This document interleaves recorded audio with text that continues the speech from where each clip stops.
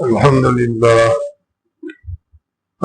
لله نحمده ونستعينه ونستغفره ونعوذ بالله من شرور أنفسنا ومن سيئات أعمالنا من يهد الله فلا مضل له ومن يضلل فلا هادي له ونشهد أن لا إله إلا الله وحده لا شريك له ونشهد أن محمدا عبده ورسوله أرسله بالحق بشيرا ونذيرا من يطع الله ورسوله فقد رشد ومن يعصهما فإنه لا يضر إلا نفسه ولا يضر الله شيئا أما بعد عن عبد الله بن عباس رضي الله تعالى عنه قال قال رسول الله صلى الله عليه وسلم يا معشر الشباب من استطاع منكم الباءة فليتزوج فإنه أغض للبصر وأحسن للفرج أو كما قال عليه الصلاة والسلام. بزرگ اور دوستو، سب سے پہلے تو ہم اللہ تبارک و تعالیٰ کا شکر ادا کرتے ہیں کہ آج کے اس مبارک دن میں اور عصر کے بعد کے مبارک وقت میں ایک عقد نکاح کے لیے ہم جمع ہوئے ہیں.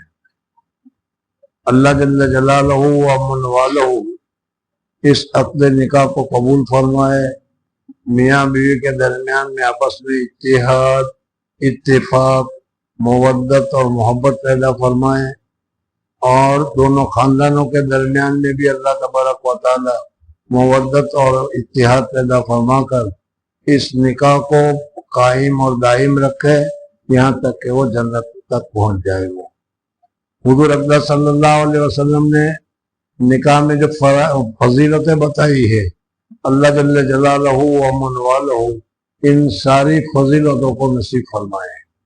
بزرگ اور دوستو، یہ ابھی حدیث میں نے تمہارے سامنے پڑھی ہے. اس میں حضور اقدس صلی اللہ علیہ وسلم نے ایک مرتبہ نوجوانوں کے سامنے حضور اقدس صلی اللہ علیہ وسلم نے فرمایا، یا معاشر الشباب، اے نوجوانوں کی مجلس، اے نوجوانوں کے لوگوں، من استطاع منکم الباءۃ، جو آدمی کے تم میں سے ضرورتیں پورے کرنے کی طاقت رکھتا ہو، فلیتزوج، اسے چاہے کہ نکاح کر لینا چاہیے. بزرگوں اور دوستو، نکاح ایک بہت ہی زیادہ ضروری چیز ہے. مرد اور عورت کے درمیان زندگی گزارنے کے لیے تنہا آدمی زندگی نہیں گزار سکتا. اگر تنہا آدمی زندگی گزارنا چاہے تو بہت ہی مشقتیں ہوا کرتی.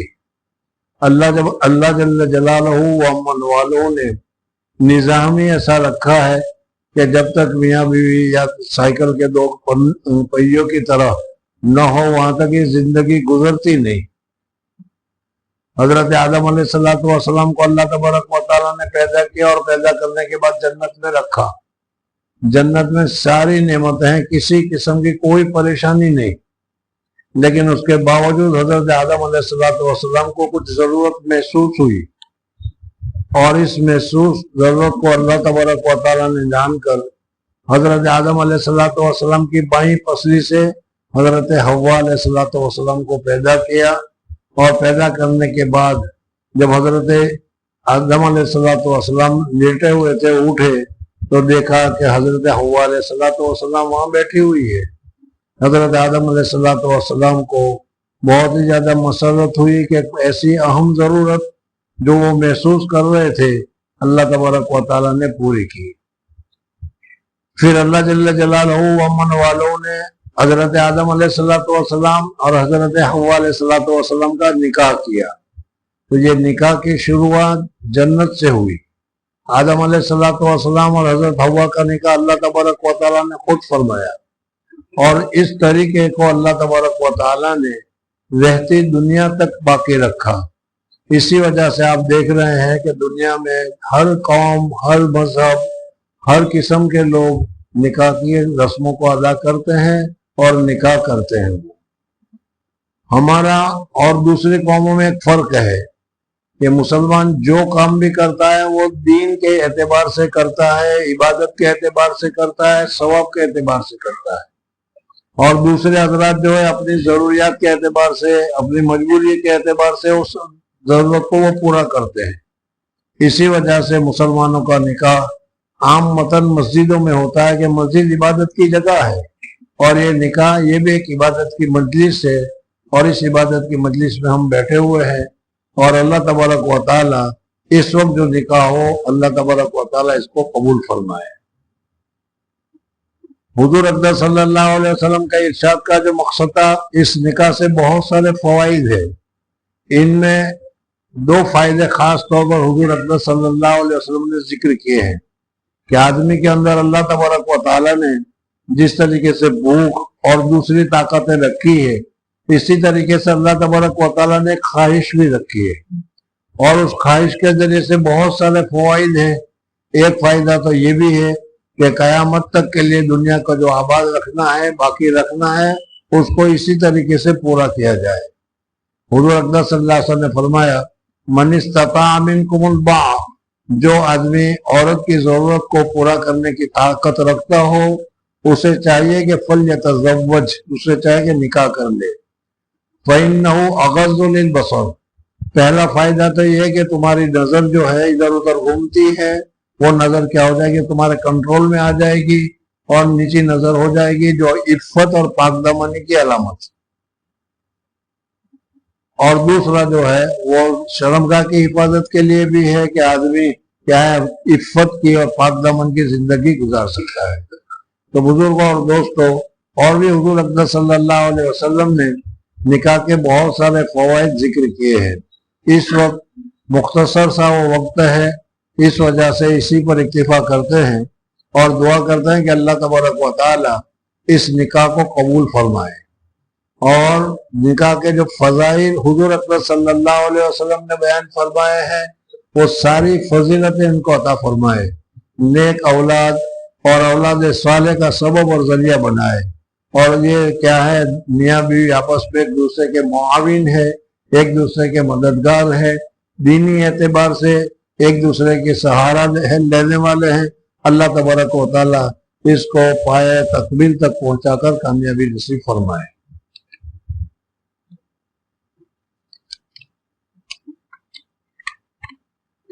عاطف انیس سونی آپ کا نام ہے، عائشہ عبدالحفیظ صاحب کے ساتھ نکاح ہو رہا ہے، حنیف قاسم صاحب آپ ہیں،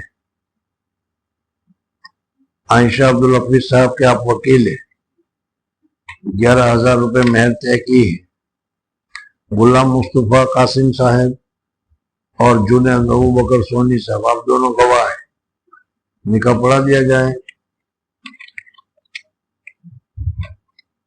الحمدللہ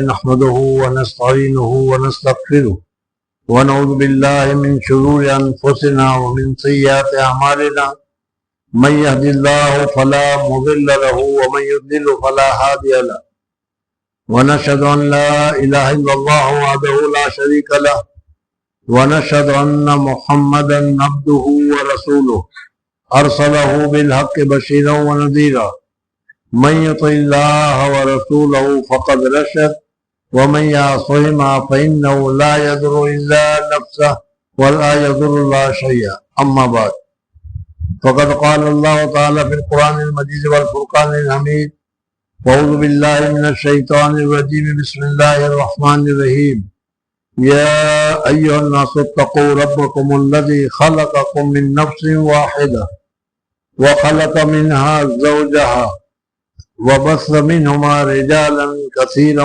ونساء، واتقوا الله الذي تساءلون به والأرحام إن الله كان عليكم رقيبا، يا أيها الذين آمنوا اتقوا الله حق تقاته ولا تموتن إلا وأنتم مسلمون، يا أيها الذين آمنوا اتقوا الله وقولوا قولا سديدا يصلح لكم أعمالكم ويغفر لكم ذنوبكم، ومن يطع الله ورسوله فقد فاز فوزا عظيما، وقال النبي صلى الله عليه وسلم، يا معشر الشباب من استطاع منكم الباءة فليتزوج فإنه أغض للبصر وأحسن للفرج، وقال عليه الصلاة والسلام، النكاح من سنتي فمن رغب عن سنتی فلیس منی او کما قال علیہ الصلوۃ والسلام۔ جناب وکیل حنیف قاسم صاحب، آپ نے اپنی وکالت سے عائشہ عبدالحفیظ صاحب کو 11,000 نقد مہر کے عوض میں جمی حاضرین کی شہادت سے جناب عاطف انیس سونی کے نکاح میں عورت بنا کر دیا۔ عاطف انیس سونی صاحب، حنیف قاسم صاحب نے اپنی موکلہ عائشہ عبدالحفیظ صاحب کو 11,000 نقد روپے مہر کے عوض میں موجودہ حاضرین کی شہادت سے آپ کے نکاح میں عورت بنا کر دیا۔ آپ نے اس کو قبول کیا۔ نکاحتھا وقبلتھا وتزوجتھا بارک اللہ لک وعلیک وجمع بینکما بالخیر۔ اللہم صلی علی سیدنا و شفیعنا و حبیبنا و سندنا و سیدنا مولانا محمد وعلی آل سیدنا و نبینا مولانا محمد وبارک وسلم تسلیما کثیرا کثیرا کثیرا۔ ربنا آتنا فی الدنیا حسنہ وفی الآخرۃ حسنہ وقنا عذاب النار۔ ربنا هب لنا من ازواجنا وذرياتنا قرة اعين واجعلنا للمتقين اماما۔ ربنا لا تؤاخذنا ان نسينا واخطانا ربنا ولا تحمل علينا اثرا كما حملته على الذين من قبلنا ربنا ولا تحملنا ما لا طاقة لنا به واعف عنا واغفر لنا وارحمنا انت مولانا فانصرنا على القوم الكافرين۔ رب اجعلنی مقیم الصلاۃ ومن ذریتی ربنا وتقبل دعاء رب اغفر لی ولوالدی وللمؤمنین یوم یقوم الحساب۔ ربنا هب لنا من ازواجنا وذریاتنا قرۃ اعین واجعلنا للمتقین اماما۔ یا اللہ ہمارے گناہوں کو معاف فرما، ہماری خطاؤں سے درگزر فرما۔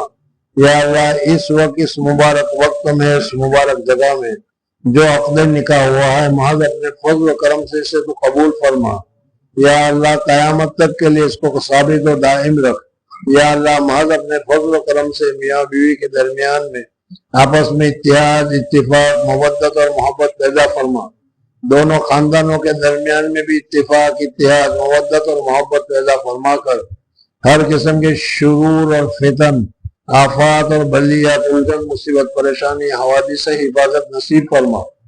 حضور اقدس صلی اللہ علیہ وسلم نے جو نکاح کی فضیلتیں بتائی ہے ساری فضیلتیں انہیں نصیب فرما، خصوصاً اولاد صالح کا سبب اور ذریعہ بنا، میاں بیوی کے درمیان آپس میں ایک دوسرے کی مدد کرنے والے اور دین کے کام پر ایک دوسرے کے سہارا بننے والے بنا۔